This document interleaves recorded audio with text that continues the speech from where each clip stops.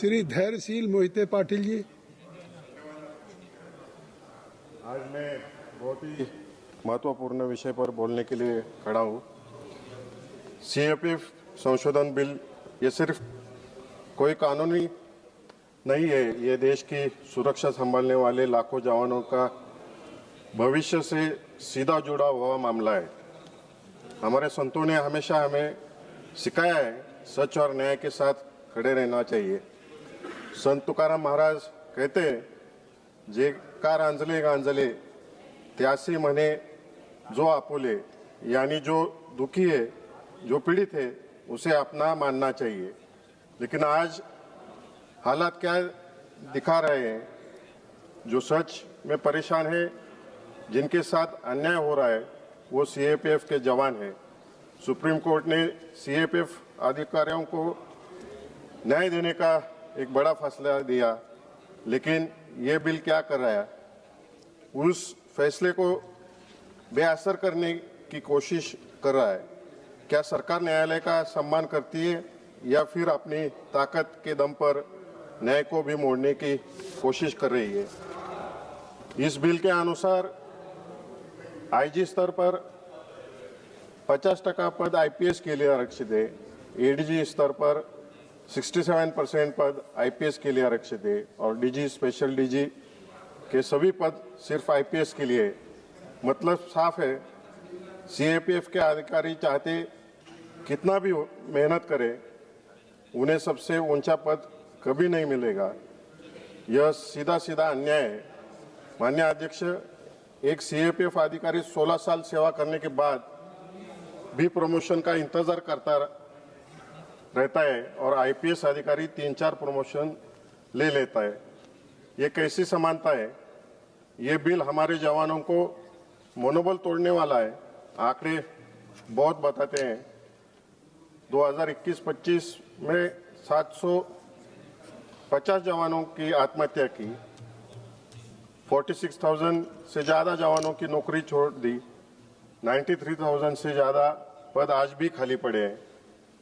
ये क्या दिखाता है? जवान परेशान है, सिस्टम उनका साथ नहीं दे रही और इस वजह से उनके अंदर निराशा बढ़ रही है। संत नामदेव कहते हैं, दुखी जनों का दुख समझना चाहिए, लेकिन आज सरकार को ये दुख दिखाई नहीं दे रहा। इस बिल में जवानों के कल्याण की पूरी तरह अनदेखी की गई। इस बिल में रहने की सुविधा में कोई सुधार नहीं, पेंशन में भी कोई सुधार नहीं, स्वास्थ्य सुविधा का कोई प्रावधान नहीं।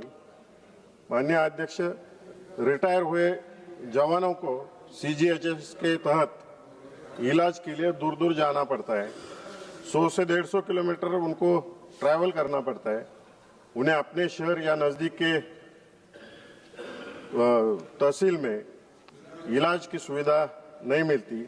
आज ज़रूरत क्या है? हर तहसील या छोटे शहरों में मल्टी स्पेशलिटी हॉस्पिटल है, जिसमें सीजीएचएस के तहत इलाज की सुविधा मिलनी चाहिए। और सबसे चौंकाने वाली बात यह है कि इस बिल का खर्च शून्य बताया गया है। मतलब साफ है, सरकार जवानों के कल्याण पर 1 रुपया भी खर्च करने के लिए तैयार नहीं। ये बिल जल्दबाजी में लिया गया, कोई गहन चर्चा नहीं हुई, इस स्थायी समिति के पास नहीं भेजा गया, हितधारकों को सलाह नहीं की गई। क्या यही लोकतंत्र की प्रतिक्रिया? आज सच्चाई क्या है? जवानों के साथ अन्याय हो रहा है, न्यायपालिका का अपमान हो रहा है और लोकतंत्र खतरे में लग रहा है। ये देश सिर्फ कानून से नहीं चलता, ये देश त्याग और बलिदान से खड़ा है। सीमा पर खड़ा जवान अपनी पसीने से और खून से इस देश को सुरक्षित रखता है। और एक ही लाइन सर, और हम क्या कर रहे हैं? हम उसके हकों पर चोट कर रहे हैं, हम उसके सपनों पर रोक लगा रहे हैं। मैं अंत में इतनी मांग करता हूँ, सीएपीएफ अधिकारियों को समान अवसर दिया जाए, जवानों के कल्याण के लिए ठोस कदम उठाए जाए, इस बिल को जेपीसी के पास भेजा जाए, इतना ही मांग करता हूँ। धन्यवाद अध्यक्ष महोदय। श्री धैर्यशील माने जी।